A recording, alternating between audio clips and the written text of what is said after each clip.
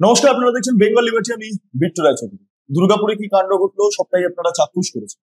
এই মুহূর্তে আমি দুর্গাপুর রিলেটেড বেশ কিছু প্রশ্ন আমি সায়নের কাছে তুলে ধরবো, কারণ আমার সাথে সায়ন রয়েছে। আপনারা অনেকেই সায়নকে চেনেন।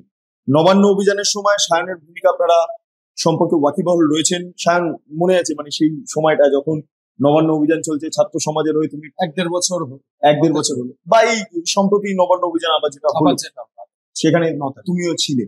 ফলে সায়ন রয়েছে বেঙ্গল লিবার্টি পর্দায়। দর্শকরা সবাই চেনেন। আমি একদম ডিরেক্টলি একটা প্রশ্ন করছি যে এত প্রতিবাদ করছে, এত কিছু হচ্ছে, ধর্ষণটা কমছে কোথায়? ধর্ষণটা এই কারণে কমছে না, তার কারণ ধর্ষণ একটা সোশ্যাল ইভিল। এই সোশ্যাল ইভিল শুধুমাত্র পশ্চিমবাংলায় নয়, এটা সারা পৃথিবী ব্যাপী।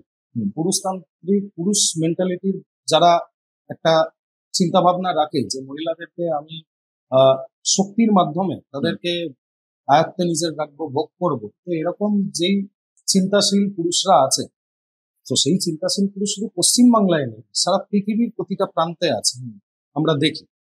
কিন্তু ধর্ষণ এই জিনিসটা কমার ক্ষেত্রে একখানা প্রতিবন্ধকতা হিসাবে এইটা উঠে আসছে, মানে অবজারভেশনে যেটা দেখতে পাচ্ছি যে ধর্ষকরা তাদের কাজ করার পর প্রশাসন যদি সেইটাকে অ্যাড্রেস করে সঠিকভাবে তাদেরকে জাস্টিসটা দিতে পারে এবং একটা দৃষ্টান্তমূলক শাস্তি এখানটায় ব্যবস্থা করতে পারে, তাহলে হয়তো যারা ওই মানে মানসিকতার লোক আছে তাদের মধ্যে একখানা ব্যাক অফ দ্য মাইন্ডে কাজ করবে যে আমি হয়তো এই লিমিটটা যদি ক্রস করি তাহলে হয়তো আমার প্রাণটাও চলে যাবে। আমরা রিসেন্টলি দেখেছি যে উত্তরপ্রদেশে অপারেশন লাংড়া এবং অপারেশন খালাস বলে দুখানা অপারেশনকে ওরা কন্টিনিউ করছে। একদম উত্তরপ্রদেশে যোগী সরকার প্রথম সরকারে আসার পর সেখানটায় আমরা অবশ্যই জানি উত্তরপ্রদেশ এবং বিহারে কি কালচার ছিল, যেটা নিয়ে সারা ভারতবর্ষেই ওদেরকে কথা শুনতে হতো। কিন্তু তারপরে যখন একটা প্রশাসনের চেঞ্জ হলো, অখিলেশ সরকারের পরে যখন এখানটায় নরেন্দ্র মোদীর নেতৃত্বের সরকার আসলো, তখন ঠিক সেরকম প্রশাসনিক কিন্তু লেভেলটা চেঞ্জ হয়ে গেল এবং শুরু হয়ে গেল এনকাউন্টার করা। আমরা রিসেন্টলি একটা সোশ্যাল মিডিয়াতে ভিডিও ভাইরাল হচ্ছিল যেখানে দেখাচ্ছে উত্তরপ্রদেশের কোন একটি স্থানে এক মহিলার ওড়নাকে টেনে দুটো বাইক আরোহী সাথে সাথে তাদেরকে দেখা গেল কি পুলিশ অ্যারেস্ট করলো এবং তাদেরকে এনকাউন্টার করে ল্যাংড়া করে। আমরা এই দুর্গাপুর কাণ্ডটা হওয়ার ঠিক দুদিন আগেই আবার সোশ্যাল মিডিয়াতে আরেকখানে ভিডিও আসলো যেখানটায় দেখাচ্ছে একটা টোটোতে কয়েক শিক্ষার্থীরা যাচ্ছে এবং তাদেরকে পেছনে তাদেরকে অশ্লীল ভাবে একটা প্যান্ট খুলে ওখানটায় তাকে চেস করছে, ফলো করছে। সেটা অভিযোগও করেছে থানায়। তো ওই অভিযোগ অব্দি সীমাবদ্ধ। এখনো অব্দি কি আমাদের প্রশাসনের কোনো ক্যালিবার, কোনো অফিসার নেই যে সেই ব্যক্তিটিকে তার নাম্বারকে আইডেন্টিফাই করে তাকে ধরবে? অবশ্যই আছে, মানসিকতাটা। আমি এইখানটাতেই আমাদের প্রশ্ন। দেখুন, ধর্ষকদেরকে করতে হলে আজকে যে ধর্ষক মাতৃগর্ভ থেকে জন্মাচ্ছে তার বাবা এবং মায়ের দায়িত্ব তাদেরকে শেখানো যে মহিলাদের প্রতি তাদের কি চিন্তাশীল হওয়া উচিত অন্য মহিলার প্রতি, এবং সেইটা স্কুলেরও এবং একটা পরিবেশের মধ্যেও আছে। কিন্তু আমরা ইদানিং কালে দেখতে পাচ্ছি যে এটাকে পলিটিক্যাল টুল হিসাবেও ব্যবহার অনেক জায়গায় করা হচ্ছে। আমরা রাজনীতিতে দেখেছি, যেমন আমরা স্বর্গীয় তাপস পালের কথা বলি, উনি কি বলেছেন, বাড়িতে ছেলে ঢুকিয়ে দেবে, রেপ করে দিয়ে চলে আসে। তো এই যে সাইকোলজি, এই পলিটিক্যাল কনসাসনেস দিয়ে তোমাকে মহিলাদের বিশেষ আমাদের ঘরের গ্রাম বাংলার মহিলারা তারা পলিটিক্যালি অতটা ভোকাল নয় শহর কলকাতার মহিলাদের মতো। তারা করবে ভোটের সময় তার পরিবার যাকে ভোটটা দিতে বলবে মোটামুটি সে সেই দিকেই ভোটটা দেবে, তাদের নিজস্ব চিন্তাশীল ক্রিয়াশীল কিছু নেই। কেন হবে? এটা তো হওয়ার কথা না। গণতন্ত্রে আমাদের মহিলাদের সশক্তিকরণের জন্য যদি এত বছর ধরে আজকে এই রাজ্য সরকার কন্যাশ্রী প্রকল্প চালাচ্ছে, বিভিন্ন প্রকল্প চালাচ্ছে, কেন্দ্র সরকার বিভিন্ন প্রকল্প চালাচ্ছে, তারপরেও মহিলাদের ওপর এই কারণে হচ্ছে যে বিভিন্ন জায়গায় কখনো কখনো এই যে নারীদের প্রতি বিদ্বেষমূলক আচরণটা হয় সেটার মধ্যে রাজনীতি ঢুকে যায় এবং তখন যারা করে তারা কোনো একটি রাজনীতির পক্ষ কিংবা পতাকাকে অবলম্বন করে নেয়। তখন দেখে যে এখানে হায়ার যে ফিলোসফি আছে যে এদেরকে আমাকে শেল্টার দিতে হবে। আজকে যদি এদেরকে আমরা বাঁচিয়ে রাখি তাহলে এরাই পরবর্তীকালে আমার ভোটটাকে ওইখানটায় লুট করতে যাবে। আমি এই ধর্ষকদের, এই মলেস্টারদের দিয়ে আমি আমার ভোট বৈতরণী পার করব। তো যাদের মাথায় যেই প্রশাসনিক প্রধানের মাথায় এরকম চিন্তা ভাবনা ঘুরবে, তো তার রাজ্যে তো এই ঘটনা ডে বাই ডে বাড়তে থাকে। না, একটা বিষয় আমি এটা খুব ইম্পর্টেন্ট, যে মমতা বন্দ্যোপাধ্যায় পার্কস্ট্রিট কাণ্ড একদম প্রথম যে প্রথম ঘটনা থেকে। ঘটছে, সাজানো ঘটনা, ছোট ঘটনা। ছোট। আহ, কামদুনিতে গেলেন, মাওবাদী মাওবাদী এই সমস্ত বললেন। হাঁসখালি আমি তারপরে বাদ দিলাম, হাঁসখালিতে চলে গেলাম। প্রণয় সম্পর্ক ছিল, লাভ অ্যাফেয়ার্স ছিল। তারপরে হয়ে গেল হচ্ছে আরজিকর কাণ্ড এত বড়। মমতা বন্দ্যোপাধ্যায় এটা নিজের দপ্তর দুটোই, একটা হচ্ছে সিভিক ভলেন্টিয়ার স্বরাষ্ট্র দপ্তর, আর যেখানে ঘটছে সেটা স্বাস্থ্য দপ্তরের অধীনে। ঠিক আছে, মমতা বন্দ্যোপাধ্যায় কার্যত বিফল। সেই ঘটনার রেশ কাটতে না কাটতে আমরা কসবা দেখলাম। কসবাতে মমতা বন্দ্যোপাধ্যায় একটা কথা বললেন না। পাঁশকুড়ায় ঘটলো, একটা কথা বললেন না, সেই আবার সরকারি হাসপাতাল। তারপরে এবার এখানে যে ঘটনা ঘটছে, মমতা বন্দ্যোপাধ্যায় এমন মন্তব্য করছেন যে রাত্রেবেলা মহিলারা বেরোবেন না, নিজেদের সেফটি নিজেদের ঠিক করতে হবে। কোথাও গিয়ে মমতা বন্দ্যোপাধ্যায়ের যে বক্তব্যগুলো, সেগুলো পুরুষতান্ত্রিক চিন্তা ভাবনার একটা বহিঃপ্রকাশ। অবশ্যই, তার কারণ মমতা ব্যানার্জি যেই জায়গা থেকে উঠে এসছে, যেই তার লড়াই করে উঠে এসছে, এবং তার যে আমার মনে হয় একটা মেগালোম্যানিয়াক চরিত্র, এবং চূড়ান্ত পরিমাণে তার মধ্যে ইগো আছে, এবং তিনি মনে করেন যে তিনি পশ্চিমবাংলার একমাত্র মহিলা যে সেই স্বীকৃতি সেই জায়গাটায় যাবে। এবং অন্যান্য যে মহিলারা আছে পশ্চিমবাংলায়, আমাদের পশ্চিমবাংলায় প্রীতিলতা ওয়াদ্দেব ছিল, মাতঙ্গিনী হাজরার মতো মহিলাদের আমরা দেখেছি। তো তারপরে মমতা ব্যানার্জি তাদেরকেও বাদ দিয়ে, মা শারদাকেও বাদ দিয়ে সেই স্থানে নিজে বসতে চাইছেন, এবং অন্যান্য মহিলাদের কাছে একটা ভক্তির জায়গায় রাখতে চাইছেন, যে আমাকেই ভক্তি করো এবং আমাকেই সমীহ করো, আমি তোমাদেরকে যা দেব তুমি তার মধ্যে সন্তুষ্ট থাকো। মহিলাদের যে প্রকৃত সশক্তিকরণ, মহিলাদের আত্মনির্ভর করা যে প্রক্রিয়া, এবং তিনি তো মহিলা হিসেবে তার উচিত প্রথম এটাই ছিল যে তিনি, মহিলারাও সেটাকেই চাইছিলেন যে আমরা মহিলা মুখ্যমন্ত্রী পেয়েছি, তো আমাদের দিকে আমাদের ওপর যা এখানটায় জোর জুলুম চলছে সেগুলোর প্রতি আমাদের দিদি আমাদের অ্যাডজাস্ট করবে। কিন্তু কি বললেন তিনি প্রথম দিনকেই, বিয়ের প্রথম রাতেই, তিনি যখন 11 সরকার করলো, 12 প্রথম বর্ষবরণের রাতে যেই নক্কারজনক ঘটনাটি হলো, তাকে কি বললেন যে ওই মেয়েটার চরিত্রের ওপর দাগ দিয়ে দিল। আজকে সেই মেয়েটা তো পরে ডেঙ্গুতে মারা গেল, সে কি বিচারটা পেল না? তার পরিবার এখনো পর্যন্ত সমাধি রয়েছে, তার পরিবারও এই বিচারটা পায়। এই বিচারগুলো অধরা থেকে যাচ্ছে, এবং এই বিচারের পর বিচার, এই একটার পর একটা। আজকে অভয়াদি বাবা মায়ের আজকে পরিস্থিতি, আজকে তৃণমূলের মুখপাত্ররা তাদের ভাবলেশীন ভাবে যে ভাষায় তাদেরকে আক্রমণ করছে। আজকে একটা কথা আমরা কখনোই চাইবো না অভয়াদির মতো এইরকম ঘটনা কারোর সাথে ঘটুক, কিন্তু আজকে দেখুন তো, যদি তৃণমূলের কোনো এ লিস্টেড নেতা এর সাথে যদি এই জিনিসটা হতো, এটাই হচ্ছে সবচেয়ে বড় প্রশ্ন। মানে এমনও তো ঘটছে, মানে এই প্রত্যেক কটা যা যা ঘটনা ঘটছে সবটার নেপথ্যে না তৃণমূল অদ্ভুত ভাবে জড়িত। অবশ্যই থাকবে। মানে দুর্গাপুরে যে কাণ্ডগুলো ঘটেছে, যারা অভিযুক্ত কারো না কারোর সাথে তৃণমূলের যুক্ত থাকবে। আপনি এই রাজ্যের যে কোনো বাজে পরিস্থিতির সাথে যাই উঠে আসছে, তার পেছনেই দেখবেন টিএমসি। ওই যে ম্যাডাম বলে না, যে নিজেকেই বলে যে আমি পোস্ট, বাকি সব ল্যাম্প পোস্ট। এবং তিনি আরো একটা কথা বলেন যে রাস্তায় খুঁজলে সমস্ত কুকুর ওই কুকুরটাকে ডাকলেও সেও বলবে আমি টিএমসি। এরকম পরিস্থিতি, এরকম ভাবে মানে মানুষকে কুকুরের সঙ্গে তুলনা করে দেওয়া। তাদের মধ্যে এই মানসিকতা আছে যে প্রতিটা যা যা এখানটায় ঘটছে তার সববার পেছনে তারই মাননীয় আশীর্বাদ আছে।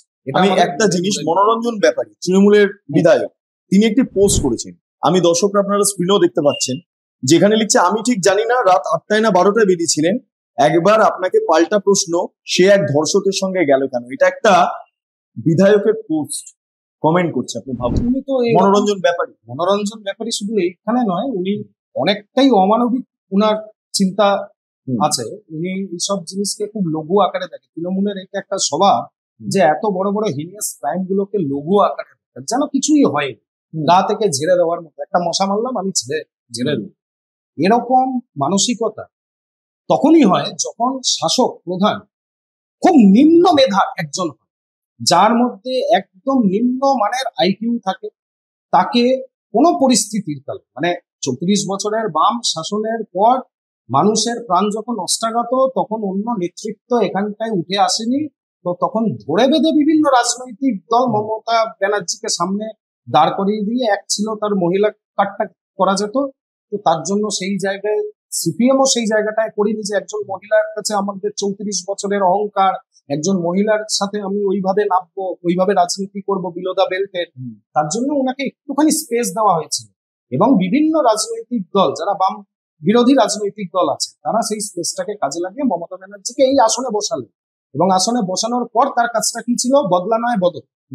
তিনি এমন বদল করলেন যে আজকে প্রতিটা দিন খবরের কাগজ খুললে কোথাও পাঁশকুড়া, কোথাও কসবা, আর কোথাও দুর্গাপুর। এইটা আমবাদ, এটাকে নিউ নর্মাল আমাদের ভেবে নিতে হবে। আনটিল এন্ড আনলেস মানে রেপটা নিউ নর্মাল, মানে rape new normal, rape new normal. শুধু রেপ নয়, আপনি যে কোনো ক্রাইম আজকে পশ্চিমবাংলার, আমি দায়িত্ব নিয়ে বলতে পারি ক্যামেরার সামনে, যে কোনো ক্রাইম পশ্চিমবাংলায় যদি কোনো ক্রিমিনাল মেন্টালিটির মানুষ থাকেন, তিনি একদম দুধে ভাতে থাকেন।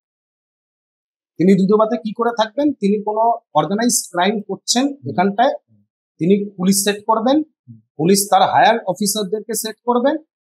ঠিক লেনদেনটা যদি মাসে একদম অল্টারনেট ভাবে চলে যেতে শুরু করে, তাহলে সবকিছু চাঙ্গাস। বাকি যা আছে, সাধারণ যারা খেটে পড়ে এখানটায় পড়াশোনা করেছে, যারা শিক্ষা চায়, স্বাস্থ্য চায়, ভালো ভবিষ্যৎ চায়, তারা একদম রাস্তায় এখানটায় আন্দোলন করে তাদের জীবনকে এখানটায় শেষ করে। আচ্ছা, এই যে দুর্গাপুরের যে ঘটনাটা ঘটলো, এটা নেপথ্যে নাকি অনেক কাহিনী শোনা যাচ্ছে। আমি একটু তোমার কাছে ডিটেলসে নেবো, তুমি নিজেও একটা আজকে প্রথমেই যখন দুর্গাপুরের এই ঘটনাটা হলো, কি টাইমিং, কি বিষয় আছে সেটা তদন্তের নির্ভর। আমাদের অভয়াদির সময় যেটা হয়েছিল সেটা ওপেন অ্যান্ড শাট কেস ছিল, ঠিক? এখানটায় যে নির্যাতিতা আছে, তিনি যেমন জীবিতও আছে, এবং তার মধ্যে তার বক্তব্য বয়ান এখানটায় সর্বোচ্চ কোর্টের মধ্যে পাবে। তো এখনো অব্দি মিডিয়া ট্রায়াল যা হচ্ছে, মিডিয়া যেভাবে দেখাচ্ছে, এবং যাতে যার নামগুলো উঠে আসছে, তাতে করে এটা প্রথমেই যখন নামগুলো এই উঠে এসেছিল, তখন আমার মধ্যে একটা অবজারভেশন ছিল। তার কারণ আমরা এই নিয়ে সামাজিক কাজ নিয়ে করি, আমাদেরকে একটা জিনিস ভাবতে হবে, যারা হিন্দু সমাজের আছে, এটা গার্জেনদেরকে, যে তাদের বাচ্চারা বিভিন্ন জায়গায় পড়াশোনা করতে যাচ্ছে, বাইরে করতে যাচ্ছে, যেহেতু এখানটায় নেই স্কোপ, নেই বাইরে, আজকে জেলার ছেলেমেয়েরা ওখানটায় ভালো কলেজ পাচ্ছে না বলে এখানটায় চলে আসছে, আর শহর কলকাতার লোকেরা পাচ্ছে না বলে অন্যান্য মেট্রোপলিটনে চলে যাচ্ছে পড়াশোনা করতে। একদম। আজকে যখন এই জেলার মানুষটা এখানটায় আসছে, তাকে তার স্কুল লাইফ অব্দি শেখানো হলো ডবল ডিমের কুসুম, তাকে হিন্দু মুসলমান ডবল ডিমের কুসুম শিখিয়ে দেওয়া হলো। সে কলেজে আসলো, সে সব সম্পর্কের মানুষ, সমাজের মানুষ একসাথে মিশলো, বসলো। তিনি তো সবাইকে হোল হার্টেড, এই একটা মেয়ে বলুন, একটা ছেলে বলুন, আমরা যারা হিন্দু সমাজের আছি, আমরা সবাইকে বাহু ধরে খুলে সবাইকে আগ্রহ করে নিই। কিন্তু এমনও আমাদের মধ্যেই জীবিত আছে, খাচ্ছে, পুষ্টি পাচ্ছে, তারা বড় হচ্ছে, তারা কিন্তু সবাইকে বাহু ধরে মেনে নেয়। তারা হয়তো তাদের ব্যাক অফ দ্য মাইন্ডে একটা চিন্তা থাকে যে কোনো ক্রমে আমাকে তাকে আমার যা চিন্তা ভাবনা তার মধ্যে ঢুকাতে হবে। একখানা মেয়ে এখানটায়, সে একটা বন্ধু করেছে, নিশ্চয়ই বিশ্বাস করে করেছে। তো এখন সেই বন্ধু দায়িত্ব কি থাকে, যে আমি একজনকে, একটা মেয়েকে, তার পাশে ওই কলেজের আইটি সিটির পাশে জঙ্গল জায়গা আছে, সেখানটায় আমি তার সাথে যে কোনো কারণের জন্য আমি বেরোচ্ছি। তো একটা মেয়ে যখন বেরোবে, তার সেফটি সিকিউরিটির দায়িত্ব কার? সেই সহপাঠীর ছিল।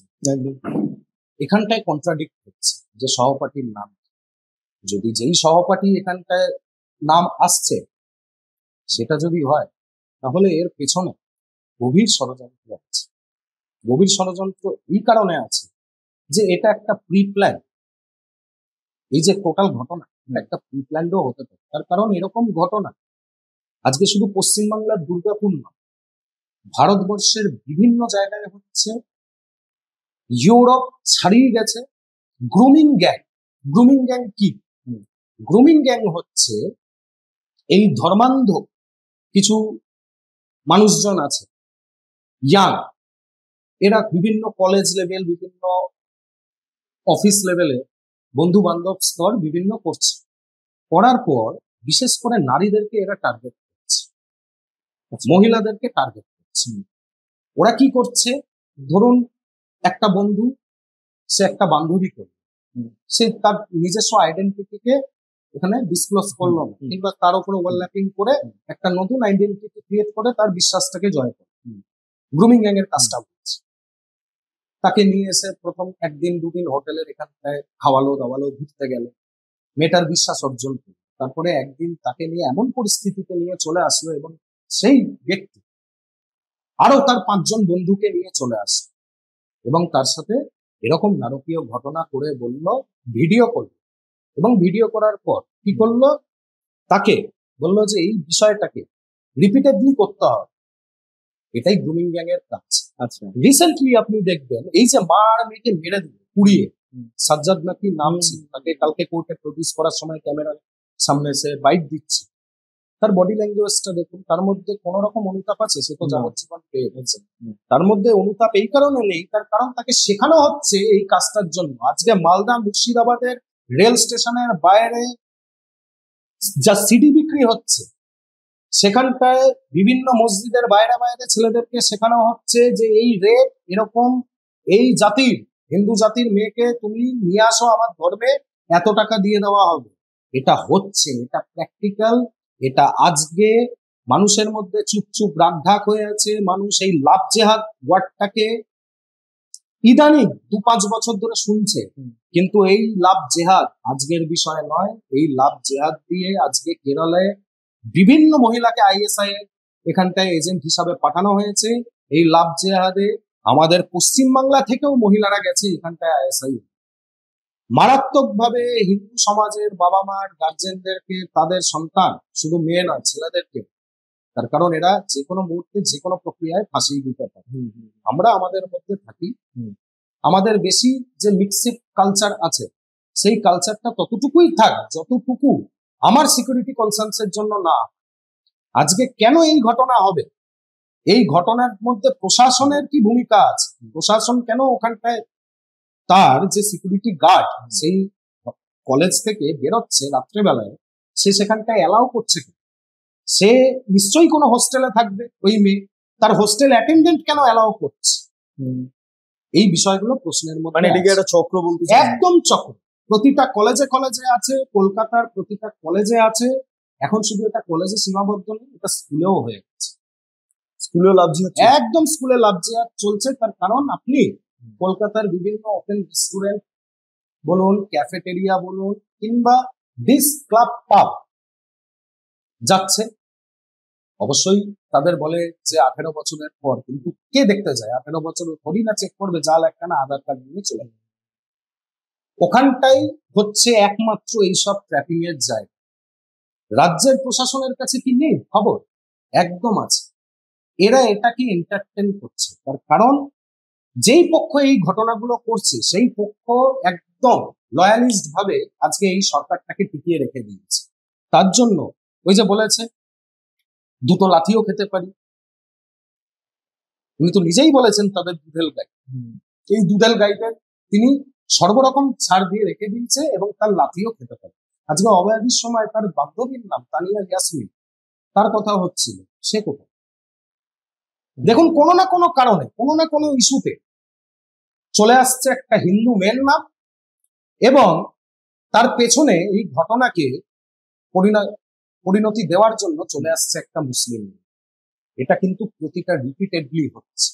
আগের বছর দুর্গার পুজোয় এক মুসলমান মেয়ের সাথে, আমার জেলাটা মনে পড়ছে না, ওই ঠিক দুর্গাপুজোর সময় যখন প্রথমার দিন দ্বিতীয়ার দিন একের পর এক জয়নগরে হলো, তারপরে আমাদের রাজারহাট গোপালপুরে হলো, এই যে যখন এখানে ধর্ষণের বিষয়গুলো আসছিল, তখন হঠাৎ একদিন একটা খবরে দেখানো হলো যে একটা জায়গায় পুলিশ টিয়ার গ্যাস চালিয়েছে। কি করেছে না, সেখানকার গ্রামের লোকেরা গিয়ে থানায় চড়াও হয়েছে এবং থানাকে জ্বালিয়ে দেওয়ার প্রক্রিয়া আছে। একটা মুসলমান মহিলা, মুসলমান বাচ্চা মেয়ের সাথে সেখানটায় এই ঘটনাটা হয়েছিল, দুষ্কর্মটা হয়েছে। মুসলমান সমাজ থানা জ্বালিয়ে দেওয়ার জন্য উদ্যত হয়েছিল। সন্ধ্যাবেলায় টিয়ার গ্যাস মারতে হয়েছিল, খবরকে বারণ করা হয়েছিল যে এই খবরটা সার্কুলেট যাতে বেশি না। ওকে, তারা তাদের জায়গায় ঠিক আছে। আজকে সে হিন্দু হোক, মুসলমান, খ্রিস্টান, জৈন, শিখ, যেই ধর্ম যেই বর্ণের মহিলা হোক, মহিলাদের প্রতি এই নৃশংস অত্যাচার একমাত্র সেই মহিলাই জানতে পারবে তার উপর কি চলছে, করছে পুরুষ। কিন্তু যে রাজনীতি তখন চলে আসছে যখন একজন মুসলমান সমাজে মহিলার যখন এখানটায় এই ঘটনা হচ্ছে, তখন প্রশাসন খুব স্ট্রিক্ট ভাবে ফার্মলি অ্যাকশন নিচ্ছে। এবং যখন অভয়াদির কাণ্ড হচ্ছে, যখন এই দুর্গাপুরের কাণ্ড হচ্ছে, যখন পাঁশকুড়ায় কাণ্ডটা হচ্ছে, আর তার কাণ্ডর পেছনে সবসময় জেহাদি গুলো আছে, হ্যাঁ, পাঁশকুড়ার ক্ষেত্রে একই ঘটনা ঘটেছে। আর সে তো শুধু একটা ইনসিডেন্ট না, অনেকগুলো। সে নিয়মিত, মানে সে হচ্ছে মানে পোটেনশিয়াল রেপিস্ট। সে রেপও করেছে এবং সে সুযোগ পায়নি বলে সে অন্যভাবেও করতে পারে। এই জিনিসগুলোকে বুঝতে হবে। এটা শুধু সরকারের ক্ষেত্রে নয়, আমি মনে করি এটা সভ্য বিচার বুদ্ধি সম্পন্ন বৃহৎ হিন্দু সমাজকে আজকে এর থেকে শিক্ষা নিতে হবে যে তাদের ঘরের যে সন্তান তাকে তিলে তিলে মানুষ করছে, একটা সন্তান, হিন্দু পরিবারে একটা সন্তান, দুটো সন্তান যায় আসলে একটা যদি মারা যায়, এই সন্তানের মৃত মুখ দেখে সেই বাবা মাকে সারা জীবন কাটাতে হবে। তো আজকে হিন্দু বাবা মাকেও এখানটায় আরো বেশি চিন্তাশীল এখানটায় আরো হতে হবে। বেশি না, আমি আটকাচ্ছি না, একটা বয়সের পর সন্তান সন্ততির প্রতিটা স্টেপকে আমি ফলো আপ নেবো, সেটা সন্তানরাও চাইবেন আজকের যুগে। কিন্তু আমি বন্ধুর মতো মিশে তার থেকে সে কাকে বন্ধু করছে এই জিনিসগুলোতে, এবং তার মনের মধ্যে ঢুকিয়ে দেওয়া, বাবা তুমি যাকে করো তুমি তোমার নিজের সমাজের মধ্যেই থাকো। তার কারণ সমাজ বহির্ভূত জিনিসকে না সমাজ মেনে নিয়েছে না পরিস্থিতি মেনে নিয়েছে। আজকে দেখুন, আজকে এই যে মেয়েটা তার যে বন্ধুর সাথে বেরোলো, তার নাম যা আসছে, সে তো বিশ্বাস তাকে করে বেরিয়েছিল, সেই বিশ্বাস ভঙ্গ কিন্তু সেই বন্ধুটা করল। আরো আগামী এই গ্যাংয়ের কথা বললাম, তদন্ত বেরো, এই ঘটনা আপনাদেরকে আরো মিডিয়া আরো জিনিস মানুষের কাছে তুলে ধরবে যে এই গ্রুমিং গ্যাং কিভাবে এখানটা অ্যাক্টিভ হয়ে কাজটা। গ্রুমিং গ্যাং এর কনসেপ্টটা অনেকের কাছে ক্লিয়ারই নয়, এটা তোমার মাধ্যমে জানতে পারলো, দর্শকরা খুব মানে এটা উপকৃত হবে না। আমি একটা শেষ প্রশ্ন, যে বারবার তোমাকে দেখা গিয়েছে নবান্ন অভিযানে অংশগ্রহণ করেছো বা এই ধর্ষণের ঘটনার প্রতিবাদে অংশগ্রহণ করেছো, দুর্গাপুর নিয়ে তোমার কি ভূমিকা? দুর্গাপুর নিয়ে দেখুন, ইন্ডিভিজুয়ালিস্টিক অ্যাপ্রোচ আর আমি নিজে মানসিকতার মধ্যে নেই। কসবা ল কলেজ হয়েছে, পাঁশকুড়া হয়েছে, রাজনৈতিক দল, রাজনৈতিক যারা নেতা আছে তাদের কাজ প্রতিটা এরকম সমাজের অরাজকতার বিষয় যখন সাবজেক্ট উঠে আসে তখন তাকে অ্যাডজাস্ট। আমি রাজনৈতিক নেতা নই, আমি একটি সমাজের মধ্যে যে ব্যাধি হয়েছিল সেই ব্যাধিতে একজন আক্রান্ত সেই নির্যাতিতার বাবা মায়ের পাশে আমি দাঁড়িয়ে আমি একটা আন্দোলন চেষ্টা করেছিলাম। আমার সাথে অনেক ভাই বন্ধু ছিল, তারা চেষ্টা করেছিল, এবং এই যে রিসেন্ট 9 তারিখ আগের বছরও দিয়েছিল, আমরা তো কোনো ভূমিকাতেই ছিলাম না, সেটা ডেকেছিল অভয়াদির বাবা মা, তারপরেও আমাদেরকে 7খানা কেস দিতে হয়েছিল, আমাদেরকে হাইকোর্ট থেকে ইন্টারিম বেল নিতে হয়েছে। আমরা কি করেছি? আমরা শুধু বলেছি আমরা নবান্নে যাব, এই সরকার পরিস্থিতি, আমরা পদত্যাগ দাবি করতে চাইছি। এটা কি আমাদের সাংবিধানিক অধিকারের মধ্যে পড়ে না যে আমরা একটা সাধারণ যেটা ভুল হচ্ছে সেটাকে অ্যাডজাস্ট করে আমরা পদত্যাগ করতে চাই? এইটার দাবি আমরা তুলতে পারি না? তাহলে কিসের ডেমোক্রেসি? এখানে তো অটোক্রেসি চলছে, এখানটা তো পিসিক্রেসি চলছে। এই জিনিসটা চলবে না। শুধুমাত্র দুর্গাপুরের ইস্যু নয়, সার্বিকভাবে আমাদের যা চিন্তা, আমরা যারা এই আন্দোলন শুরু করেছিলাম, আমরা একটা জিনিসই মানুষকে বলছি, এবং আমরা আগামী দিন কি করব না করব সেটা অবশ্যই আপনাদের মাধ্যমে বলবো। তবে বৃহৎ আকারে, শুধুমাত্র কলকাতা কেন্দ্রিক নয়। এই যে আজকে দেখুন কলকাতার কত মানুষ এই দুর্গাপুর নিয়ে চর্চা করছে, হয়তো চর্চা করছে, কোথায় রাত দখল হচ্ছে?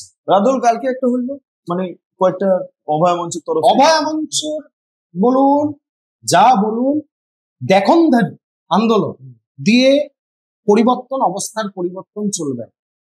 সব মানুষ যারা আছে বিভিন্ন প্রান্তে, সে পাঁশকুড়ার লোক হোক, সে দুর্গাপুরের লোক হোক, কি কসবার লোক হোক, মানুষ নিজে সিদ্ধান্ত নিক যে অনেক হয়েছে, এনাফ ইজ এনাফ। আজকে সরকার যদি তার যেই দায়িত্ব পালনে ব্যর্থ থাকে তাহলে আমরা এই সরকারকে মানব। এই নো কোঅপারেশন যেদিন থেকে সাধারণ মানুষ করতে শুরু করবে সেই দিন থেকে এই সরকার বুঝে যাবে এমনিতেও এই সরকার এইসব জিনিস করে বেড়াচ্ছেই, মানুষের মধ্যে ভয়ের ভীতির বাতাবরণ তৈরি করে দেখাচ্ছে যে কি আমি যদি মুখটা খুলতে চাই এরা তো এইসব জিনিস করছে। এরা এখন আবার কি বলছে, আপনি তো একজন মনোরঞ্জন ব্যাপারী দেখালেন, এই মানে সুন্দর রাজনৈতিক দলের কর্মীরা এখন একটা নতুন থ্রেড দিচ্ছে, সেটা হচ্ছে দেখবি অভয়া করে দেবে। তাই হ্যাঁ, এই থ্রেড দিচ্ছে, মহিলাদের ইনবক্সে দিচ্ছে, যারা ওই সময় এখানটায় অভয়ার মুক্তির Movement জন্য করেছে। মুভমেন্ট করেছিল, তাদের বলছে তোর অবস্থা হবে এর মতো করে দেবে। এই সাহসটা যারা পাচ্ছে এদেরকে চিহ্নিত করে রাখতে হবে। সোশ্যাল মিডিয়াতে যারা এরকম লেখালেখি করছে এদেরও স্ক্রিনশট নিয়ে রাখতে হবে, যাতে এই সরকার যেদিন পরিবর্তন হবে, আজ নয় কাল তো হবেই, হতেই হবে, এটা সবার নিয়তির বিধান। অ্যাডলফ হিটলারেরও সময় শেষ হয়েছে। এটা নিয়তির বিধান যে এই সরকারেরও পরিবর্তন আসন্ন, এবং আসন্ন হওয়ার পর আমাদের কি কাজ থাকবে? সামাজিক মানুষ হিসাবে আমাদের কাজ থাকবে আমাদের সমাজের মধ্যেই যে মুখোশ করে সুন্দর পাউডার মেখে এই যে পটেনশিয়াল রিপিস্ট গুলো আছে এদেরকে ছকে রাখা, এবং যেই দিন হবে এদেরকে আইনের, তবে আমি বিশেষ করে বলতে চাই এই আইনের কথা, প্রতিটা কেসই তো আমরা এই আইনে দিয়ে দেই, ঠিক আছে? আজকে আমরাও জানি সুপ্রিম কোর্টে কত কেস এখানে পেন্ডিং আছে এবং লোয়ার কোর্টে কত কেস পেন্ডিং আছে, ঠিক আছে? সবটা সালিসি স্বভাব আমি বলছি না, সেই সমাজ থেকে আমরা উন্নত সমাজে চলে এসেছি, কিন্তু তাও মানুষ নিজের আয়ত্তে থেকে, ঠিক আছে, বাংলা ভাষায় কোনো চোরকে আমরা দেখি, কোনো বাড়িতে চুরি হলে তাকে কি করা হয়? পাড়ার লোক তাকে প্রথমে ল্যাম্পপোস্টে বাঁধে, তাই তো? উচিত নয়, গণপ্রহার করে পুলিশের হাতে তুলে দেয়। চোরটাকে যে ল্যাম্পপোস্টে বাঁধছে, আজকে আমাদের রাজ্যে এরকম অনেক বড় বড় চোর হয়ে গেছে। আমি বলবো সেই সচেতন মানুষদেরকে যে চোর বাঁধার আপনাদেরকে এখানটায় আগামী দিনে পরিস্থিতি তৈরি হবে, আপনারা নিজেরা মানসিকভাবে তৈরি থাকুন যে আপনারা আপনাদের পাড়ার ওই ছোট ছিচকে চোর না, যারা এতদিন ধরে চুরি করে করে সাম্রাজ্য তৈরি করলো, তাদেরকে আপনারা ল্যাম্পপোস্টে বাঁধতে পারবেন কিনা। আরেকটা কথা, এই যে রেপ হচ্ছে, এই রেপের ক্ষেত্রে আমি বলবো আজকের যারা আছে ইয়াংস্টার, তাদেরকেও একটুখানি তাদের চিন্তাকে যেমন মানে একটা সঠিক জায়গায় চ্যানেলাইজ করতে হবে, তাদের বাবা মাদেরকেও কিন্তু তাদের সন্তান সন্ততির প্রতি দায়বদ্ধশীল থাকবে। আজকে আমিও হয়ে গেলে আজকেও আমার মা রাত 10টার সময় ফোন করে বলে, বাবাই কোথায় আছিস, কখন ঢুকছিস, এইটুকু যেন সে মেয়ে ছেলে বাইরে পড়ুক, সে মেয়ে ফোন না করলেও তাকে পোক করুক, বারবার পোক করুক যে কোথায় আছিস কি আছিস, তার 3-4টে বন্ধুর ফোন নাম্বার নিয়ে নি, কোথায় আছে কি আছে। এই করে আমরা অনেকটা ভাবে, এটা কিন্তু সেই বাচ্চা মেয়েটাকে কিংবা বাচ্চা ছেলেটাকে রেস্ট্রিক্ট করে রাখা নয়, মামাস বয় কিংবা ড্যাডিস প্রিন্সেস করে রাখা নয়, তাদের একটা বোধ ক্রিয়া যতক্ষণ না তৈরি হচ্ছে, সঠিক ব্যক্তিকে বেঠিককে, এটা এই বোধ সৃষ্টি যতক্ষণ না তৈরি হচ্ছে ততক্ষণ তাদের পাশে থাকুক দাঁড়িয়ে। এটা গার্জেনদেরকে, এটা সরকারের বাইরে, এটা সমাজের গার্জেনদের এখানটায় বেশি মন দিতে। Thank you. লাভ জিহাদ নিয়ে শুভেন্দু অধিকারীর একটি বক্তব্য এই দুর্গাপুর ইস্যুতে আমরা সংগ্রহ করেছি, আপনারা শুনুন। দুর্গাপুরে যে ঘটনা ঘটেছে, অনেকে বলছে এর নেপথ্যে নাকি লাভ জিহাদ রয়েছে, অনেকে বলছে এর নেপথ্যে লাভ জিহাদ আমি জানি না, কিন্তু গ্যাংরেপ ইতিমধ্যে সজ্জন ঝুঞ্ঝুলওয়ালাকে দিয়ে গ্যাংরেপকে রেপ করে দিয়েছে, এবং ওর বয়ফ্রেন্ড তিনিও হয়তো যুক্ত, তাকে অভিযুক্ত করে বাকি জিহাদিগুলোকে, ধর্ষকগুলোকে খালাস করার জন্য যেটা করার, এত প্রোঅ্যাক্টিভ কেন? সুনীল চৌধুরীর প্রেস কনফারেন্স করছে কেন? প্রেস কনফারেন্স যদি করার থাকে বাবা মা করবে, এত প্রোঅ্যাক্টিভ কেন পুলিশ? সেভ করার জন্য ওই জিহাদিগুলোকে, ধর্ষকদের স্পেশাল কমিউনিটি। আমার সোশ্যাল মিডিয়া হ্যান্ডেলটা দেখুন, বর্ধমানের ক্যাঙ্গারু কোর্টের ছবি দিয়েছি, চোপড়ার পরে আবার একটা ক্যাঙ্গারু কোর্ট, সে কালা কি করছে দেখুন, কিভাবে পেটাচ্ছিল। যাই হোক, আজকের মতো সাক্ষাৎকার এখানেই শেষ। আমার সঙ্গে ছিলেন শান। অসংখ্য ধন্যবাদ, অসংখ্য ধন্যবাদ। নবান্ন অভিযান থেকে এর সাথে আমার পরিচয়, কাজেই একটা মানে চাঙ্গা বলা যেতে পারে না, চাঙ্গা যুবক, কথায় কথায় রাস্তায় নেমে পড়ে, কথায় কথায় একদম মারকুটে একটা স্বভাব, রেভলিউশনের একটা থট, পলিটিক্যাল সায়েন্স পড়েছে তো সেই কারণের জন্য মনে হয় এই থটটা। থট বলতে কি আমাদেরকে, হ্যাঁ, মানে এই যা হচ্ছে অরাজক পরিস্থিতি থেকে আমাদেরকে সঠিক জায়গায় নিয়ে আসতে হবে। পশ্চিম বাংলা একদিন ভারতবর্ষকে পথ দেখাতো গোপাল কৃষ্ণ গোখলে বলে গেছিল, আমাদের সেই পুনরায় সেই ব্যবস্থাকে ফিরিয়ে আনতে হবে, এবং ফিরিয়ে আনার জন্য এই যে নিম্ন মেধার, একদম এর মেধা নেই, ঠিক আছে, এরকম যে প্রশাসক আছে তাকে একদম মানুষকে ডিলিট করে দিতে হবে, অমিট করে সিস্টেম থেকে। তাহলে কোনো এনার থেকে যে কোনো শিক্ষিত, আমি তো বলবো বিট্টুদা তুমি অনেকদিন ধরে করছো, সাংবাদিক একদম বুক চিপিয়ে করছো, তুমিও ওই জায়গাটায় ম্যাডামের থেকে ভালো কাজ করে দিতে পারবে, সেন্সিবল ডিসিশন নিতে পারবে। আর এমনি দেখো রাজনৈতিক ব্যক্তিরা তো খুব বেশি হয় না, তারা রাজনীতি সমাজের সাথে যুক্ত থাকে, চালায় তো তাদের আধিকারিকরা, এই যে বিউরোক্রেসি।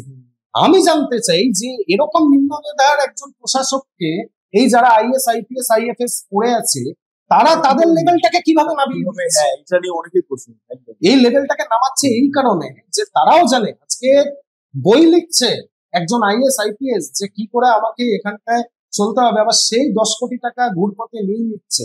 এই বিচারিতা, এই বিউরোক্রেসি দিয়ে ভারতবর্ষ বিশ্বকে পথ দেখাতে পারবে না কোনোদিনও। এই বিউরোক্রেসিরও যেমন আমূল পরিবর্তন দরকার, সেরকম সঠিককে সঠিক বেঠিককে বেঠিক বলার মতো যুব সমাজ যদি তৈরি হয়ে যায়, আমরা মনে হয় যে পশ্চিমবাংলা বেশি দিন নয়, আমাদের 10 বছর সময় লাগবে এই যা পরিস্থিতি আছে এটার থেকে রিভাইভ করতে।